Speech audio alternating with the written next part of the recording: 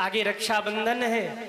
ये रक्षाबंधन का त्योहार भाई बहन के प्यार का प्रतीक है।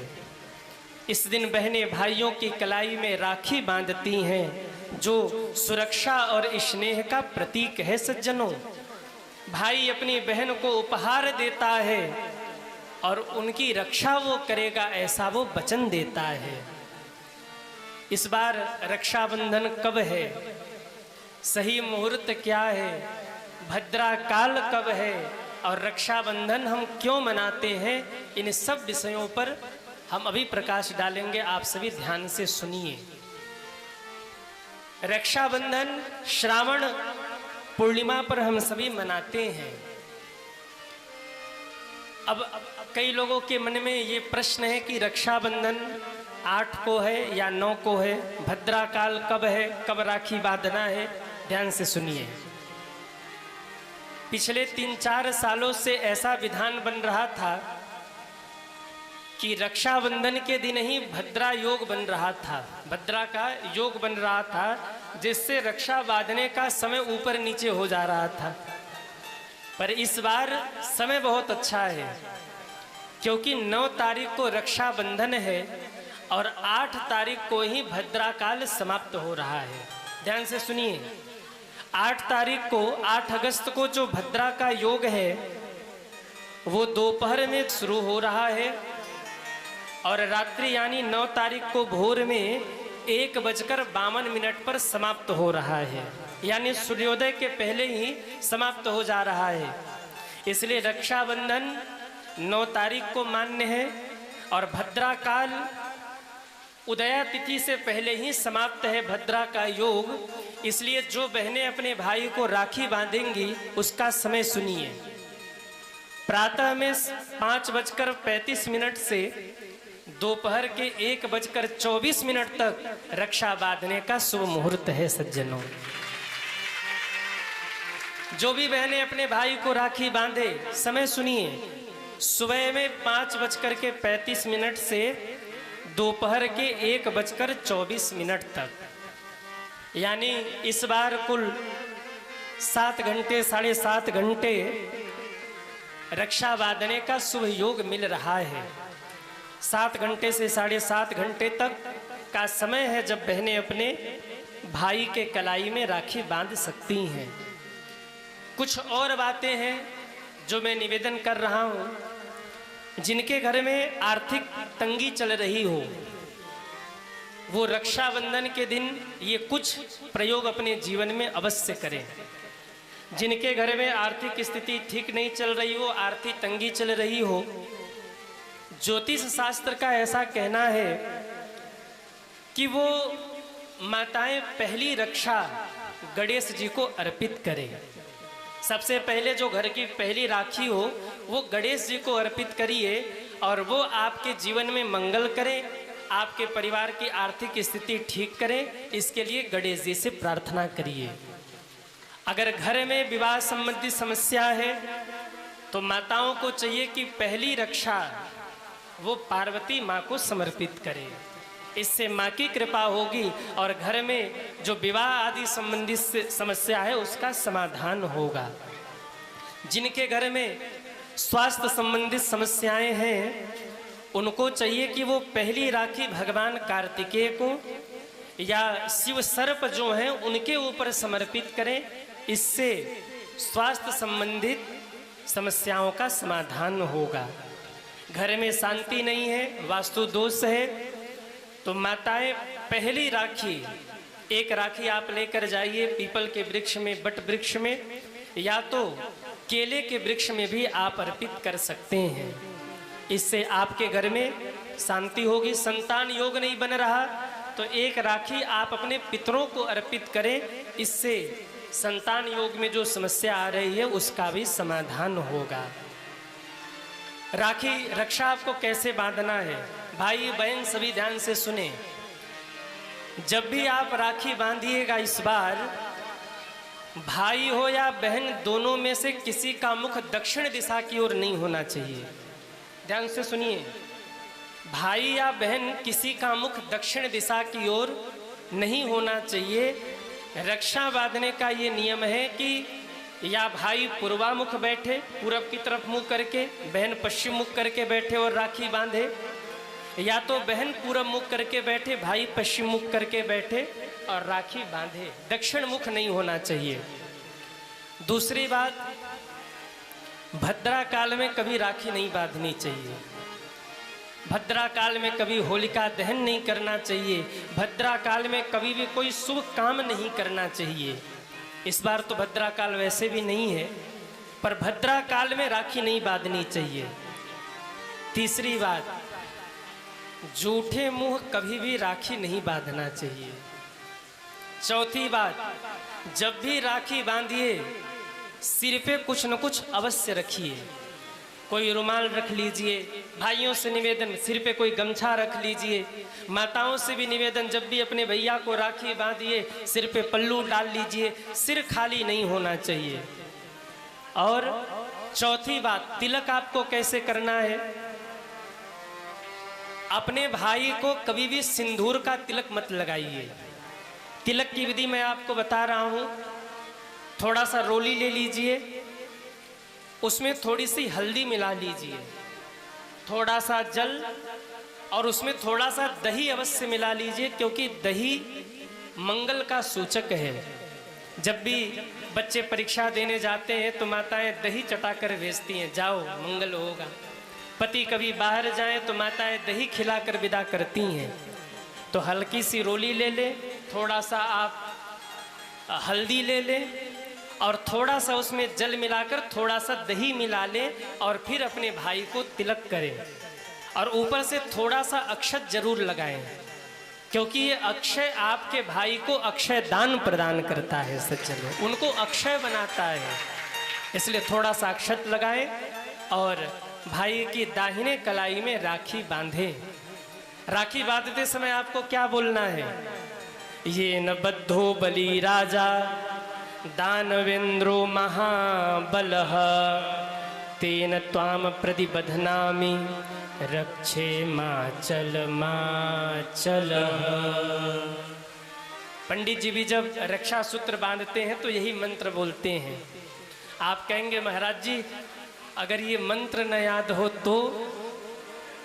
तो नारायण भगवान का स्मरण करके अपने भाई के हाथ में राखी बांधिए, क्योंकि ये रक्षाबंधन का जो पर्व है ना, ये रक्षाबंधन का पर्व नारायण भगवान से जुड़ा है, लक्ष्मी जी से जुड़ा है और राजा बलि से जुड़ा है। अभी मैं प्रकाश डालूंगा इस पर, तो ये मंत्र अवश्य बोलिए अथवा तो नारायण भगवान का नाम लीजिए।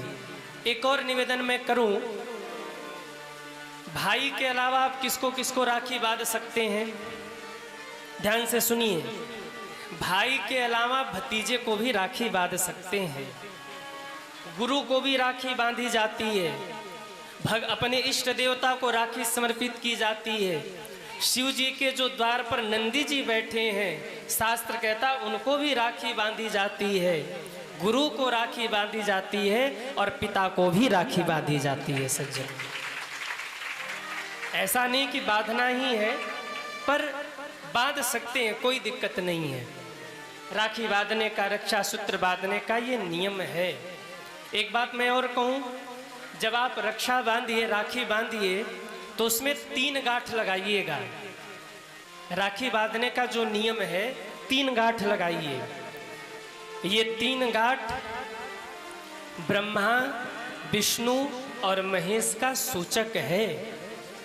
जब बहन पहला गांठ लगाती है तो भाई के लंबी उम्र और सुख शांति के लिए प्रार्थना करती है। भाई की लंबी उम्र होती है और सुख शांति उसके घर में आती है। और जब दूसरी गांठ लगाए तो बहन की उम्र लंबी होती है और उसके घर में सुख शांति आती है। और जब बहन तीसरी गांठ लगाए तो भाई बहन में प्रेम बढ़ता है। ये नियम है राखी बांधने का, रक्षा बांधने का। जब बहन पहली गांठ बांधे ना तो बहन की उम्र, भाई की उम्र लंबी होती है, और जब दूसरी गांठ बांधे तो बहन की उम्र लंबी होती है, और जब तीसरी गांठ लगावे तो भाई और बहन दोनों में प्रेम बढ़ता है, दोनों के जीवन में मिठास बढ़ती है।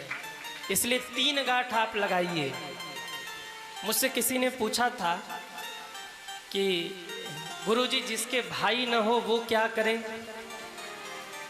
जिनके भाई हैं वो तो राखी बांध लेंगे, पर जिनके पास भाई न हो, जिनको भगवान ने भाई न दिया हो, मैं बहुत सटीक बात आपको बताऊं, जिनके पास भाई न हो वो ठाकुर जी की कलाई में रक्षा सूत्र बांध दीजिए, क्योंकि ठाकुर जी जैसा भाई इस दुनिया में मिलने वाला नहीं है।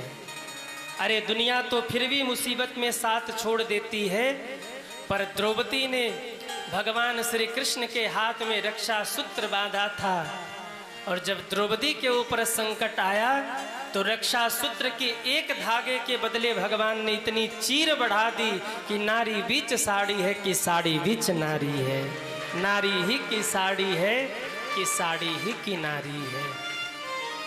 तो ऐसे भाई कहाँ मिलेंगे? जिनके पास भाई नहीं वो दुखी ना हो, परेशान ना हो, ठाकुर जी को भाई मान लीजिए, क्योंकि उन जैसा भाई और कहाँ मिलेगा।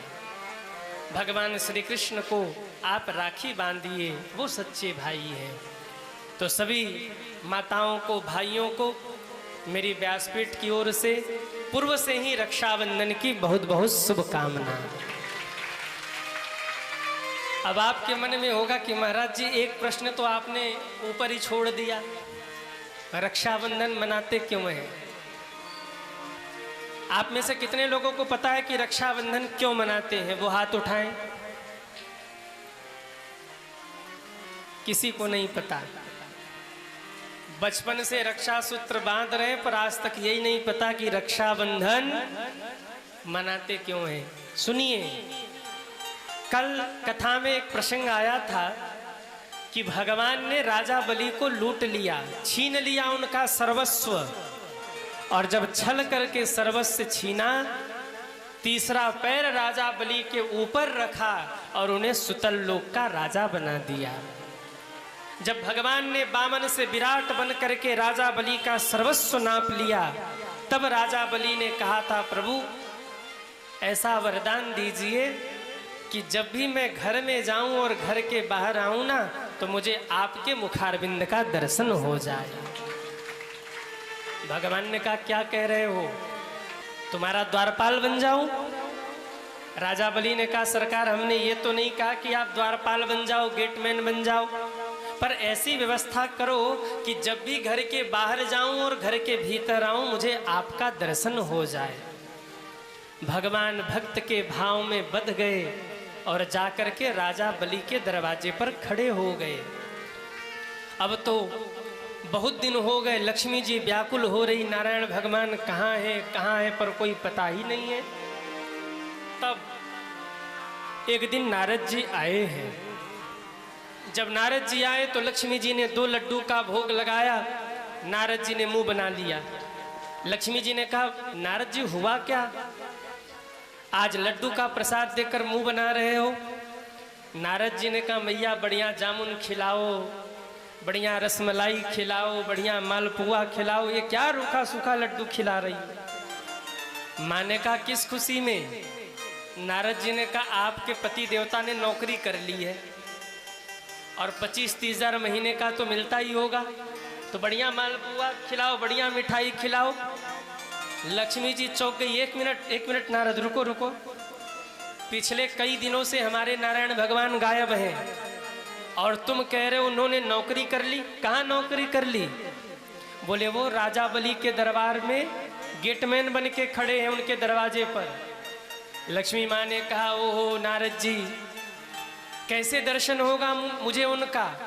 नारद जी ने हंस करके मुस्कुराते हुए एक विनोद कर दिया कि माता जी प्रभु का दर्शन करना है। माँ ने कहा, करना है। नारद जी ने कहा, तो एक काम करो, आपके स्वामी नारायण उनके यहाँ जाकर गेटमैन बन गए और आप राजा बलि के यहाँ जाकर के रसोइया बन जाइए। जब जब भोजन बनाइएगा खिड़की खोलकर खिड़की में से झांक करके अपने प्राणनाथ का दर्शन कर लीजिएगा। लक्ष्मी जी का, नारद जी विनोद का समय नहीं है, बताइए मुझे मेरे पति कैसे मिलेंगे? नारद जी ने एक रक्षा सूत्र दिया और कहा, ये रक्षा लेकर जाइए राजा बलि की कलाई में बांध दीजिए। राजा बलि जब कुछ मांगने को कहे तो किनको मांगना, किनको मांगना? नारायण भगवान को। लक्ष्मी जी को ये बात समझ में आ गई और लक्ष्मी जी वो रक्षा सूत्र लेके गई। राजा बलि के द्वार पर बैठकर जोर जोर से रोने लगी। राजा बलि निकल कर आए, देवी कौन है आप, क्यों रो रही हैं? माता लक्ष्मी ने कहा, महाराज क्या बताएं, मैं ऐसी अभागिन बहन हूं कि मेरे पास कोई भाई नहीं है, मुझे एक भाई चाहिए। अरे छोटे भैया तेरे द्वार, अरे छोटे भैया तेरे द्वार बहना बड़ी दूर से आई। छोटे भैया तेरे द्वार बहना बड़ी दूर से आई। छोटे भैया तेरे द्वार बहना बड़ी दूर से आई। छोटे भैया तेरे द्वार बहना बड़ी दूर से आई। बड़ी दूर से आई बहना बड़ी दूर से आई। बड़ी दूर से आई बहना बड़ी दूर से आई। छोटे भैया तेरे द्वार बहना बड़ी दूर से आई। छोटे भैया तेरे द्वार बहना बड़े दूर से आई।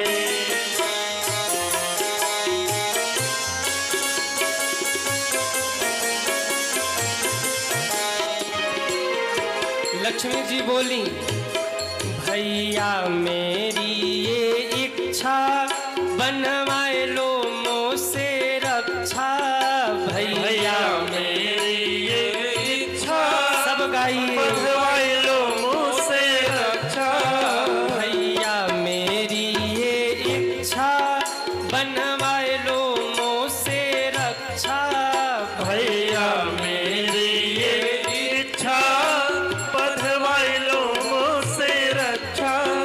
मैं तो मांगू, जय हो, मैं तो मांगू, जय हो। मैं तो मांगू पहरेदार भैया बड़े दूर से आई। मैं तो मांगू पहरेदार भैया बड़े दूर से आए। छोटे भैया तेरे द्वार बहना बड़ी दूर से आई। छोटे भैया तेरे द्वार बहना बड़े दूर से आए। बहना बड़ी दूर से आई। बहना बड़ी दूर से आई है। बोलिए लक्ष्मी मैया की जय हो।